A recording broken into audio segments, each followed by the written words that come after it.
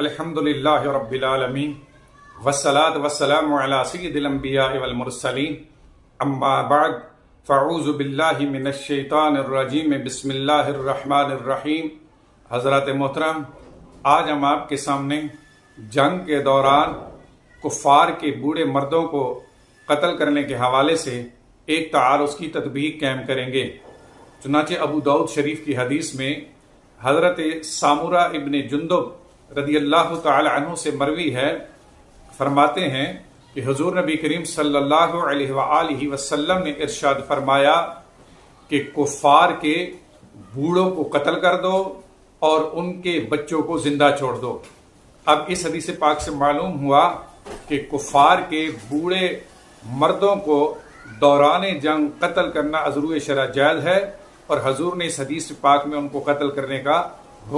حکم ارشاد فرمایا، جبکہ اس کے برعکس ابو داؤد شریف کی حدیث میں ہی مذکور ہے کہ حضرت انس رضی اللہ تعالی عنہ فرماتے ہیں حضور نبی کریم صلی اللہ علیہ وآلہ وسلم نے فرمایا کہ نکلو اللہ کی مدد پر، نکلو اللہ کے نام پر، اور نکلو رسول اللہ کے دین کی مدد پر، لیکن دوران جنگ نہ تو بوڑھوں کو قتل کرو، نہ عورتوں کو قتل کرو، اور نہ ہی کفار کے بچوں کو قتل کرو۔ اب اس حدیث پاک میں صراحت کے ساتھ کفار کے بوڑھوں کو قتل کرنے سے منع کیا گیا، جبکہ اس کے برعکس پہلی حدیث میں حضور نے کفار کے بوڑھوں کو قتل کرنے کا حکم ارشاد فرمایا۔ دونوں حدیثوں میں بظاہر تعارض معلوم ہوتا ہے۔ اب اس تعارض کے درمیان تطبیق اس طرح قائم ہوگی کہ یاد رکھیں دوران جنگ مومنین کے لیے یہ قطعاً اس کی اجازت نہیں ہے کہ وہ کفار کے بوڑھوں کو قتل کریں، لیکن اگر کوئی بوڑھا کافر اگر کفار کے نوجوانوں کے ساتھ مل کر مسلمانوں کے ساتھ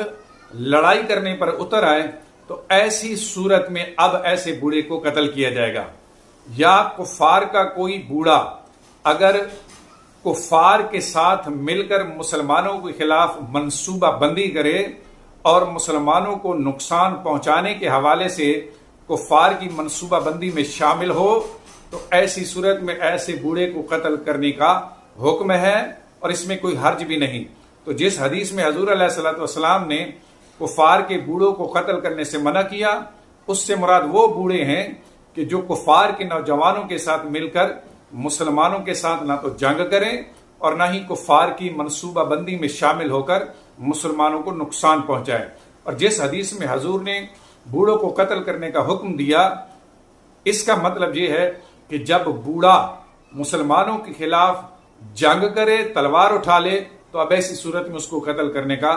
حکم ہے، یا وہ مسلمانوں کے خلاف منصوبہ بندی میں شامل ہو تو اب بھی اس کو قتل کرنے کی اجازت ہے۔ اگر اس تطبیق کو تسلیم کر لیا جائے تو احادیث کے درمیان تعارض بھی ختم ہو جائے گا، اور اس حل کے بعد اختلاف بھی ختم ہو جائے گا۔